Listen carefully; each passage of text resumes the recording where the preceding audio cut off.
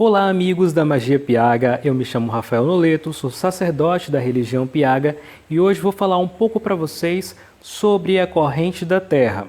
No culto Piaga, nós dividimos os nossos deuses, os nossos ancestrais e espíritos em duas correntes, a corrente da Terra e a corrente Colona. Na corrente Colona existem 15 panteões, cada um com as suas divindades, os seus ancestrais, suas tradições. E na corrente da Terra, que são os panteões nacionais, a gente engloba 5 panteões. São eles a linha das almas, a linha dos encantados, a linha Piaga, a linha dos deuses nativos e a linha do culto índio. Essa figura que está aqui ao meu lado ajuda a compreender um pouco como que funciona. Todos os nossos rituais eles ocorrem ao redor de um eixo sagrado. E é justamente esse eixo que é representado aqui, ele representa a corrente da Terra, né? Cada uma desses 15 braços aqui desse eixo sagrado representa uma linha da corrente Colona, ou seja, um panteão estrangeiro. Todos, apesar das diferenças, eles são unidos em um mesmo eixo, né? Ao redor do culto à corrente da Terra. Então, o que é priorizado dentro do culto Piaga são os panteões, as linhas da corrente da Terra. E ao redor desse culto são agregados os cultos às divindades estrangeiras. Começando aqui pela primeira linha, a linha do culto índio. Essa linha engloba os espíritos dos conhecidos caboclos, os espíritos que durante sua vida viveram numa encarnação como caboclos, como indígenas brasileiros, não é? Então aqui a gente tem várias representações de caboclos, como exemplo da famosíssima cabocla Jurema, né? São aqueles que se encantaram nas matas, né? Caboclo Guaraci. Aqui a gente tem o caboclo Caçador. E o próprio Piaga Lado, que é o chefe dessa legião de espíritos, né? Ele que conduz o nosso culto Piaga e ele rege especialmente os espíritos indígenas, né? Porque ele é o grande pajé, o pajé ancestral. Então essa é a primeira linha que a gente está falando, a linha do culto índio, que são espíritos de entidades indígenas. E algumas delas podem se manifestar em processos de radiação, de incorporação e outros processos mediúnicos, através dos sonhos, são honrados com oferendas, com cânticos. Geralmente as oferendas deles são frutos, água de coco, velas e as próprias orações que a eles são dedicadas.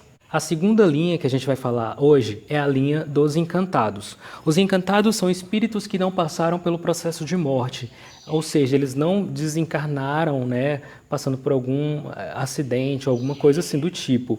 Eles simplesmente atravessaram portais que separam o nosso mundo do mundo espiritual sem precisar passar pelo processo de morte. E o processo que eles passaram é chamado de encantamento. Então eles se encantaram, eles transitaram para o reino espiritual sem precisar morrer.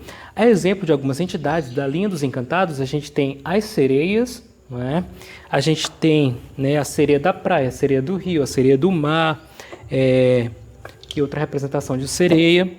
Temos também os botos, né, que na verdade não existe só um boto, é uma linha com várias entidades dessa mesma família, que é a família dos botos, né? São entidades ligadas às águas.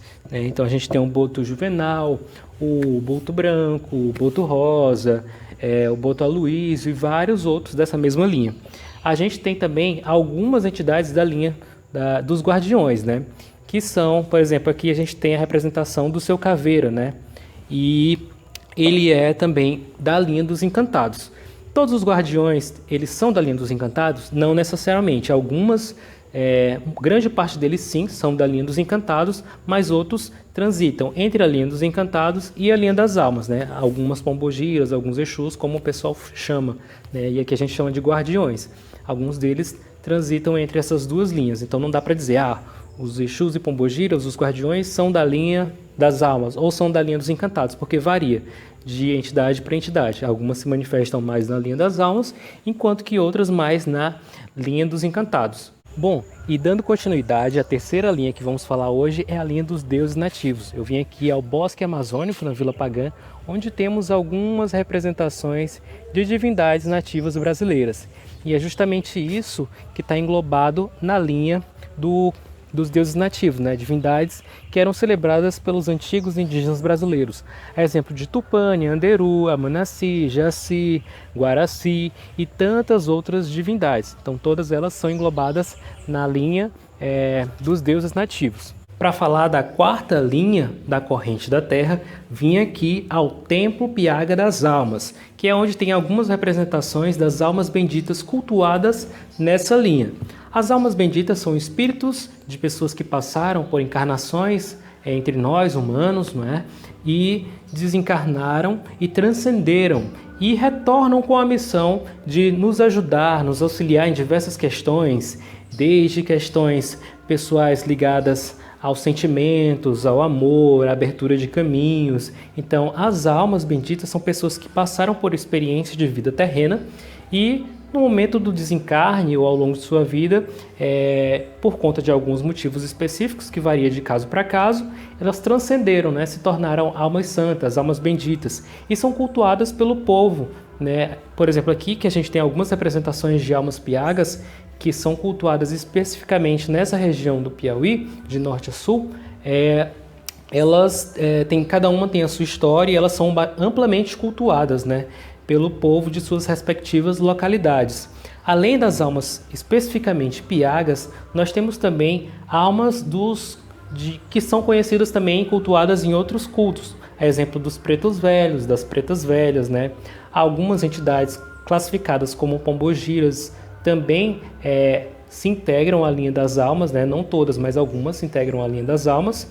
E aqui a gente tem algumas representações delas. Elas são honradas com oferendas, cânticos, rituais de agradecimento, orações e outras práticas litúrgicas que a gente tem especificamente na Festa das Almas, entre outubro e novembro, é que elas são celebradas. E para finalizar essa nossa conversa sobre as linhas da corrente da Terra, estou aqui na galeria de altares, na área do Templo Piaga, na Vila Pagã, mostrando um pouco de representações dessa nossa linha, que é a linha Piaga, que engloba espíritos encantados e divindades que são autóctones dessa região. Né, a exemplo de Zamba, do Cabeça de Cuia, da Serpente Alice, são guardiões de biomas realmente daqui dessa região meio norte do Brasil. Então, elas têm algumas que são encontradas, né, em outras regiões, a exemplo de Caipora e Curupira, que eles são encantados, mas fazem parte da linha Piaga, né, que são esses espíritos encantados que são comuns a esse bioma, que é essa região. Então, eles são honrados também com a prática dos sigilos mágicos, com os cânticos, cada um tem o seu cântico, com as suas oferendas específicas. Então é isso, essa foi a nossa conversa sobre os panteões, as linhas da corrente da Terra, que são 5 panteões nativos brasileiros, e eu espero que você tenha gostado. Se gostou, deixa aqui o seu like, inscreva-se no canal, ative as notificações, compartilhe com os amigos, e que sejamos todos abençoados pelos deuses e ancestrais da nossa terra tão rica.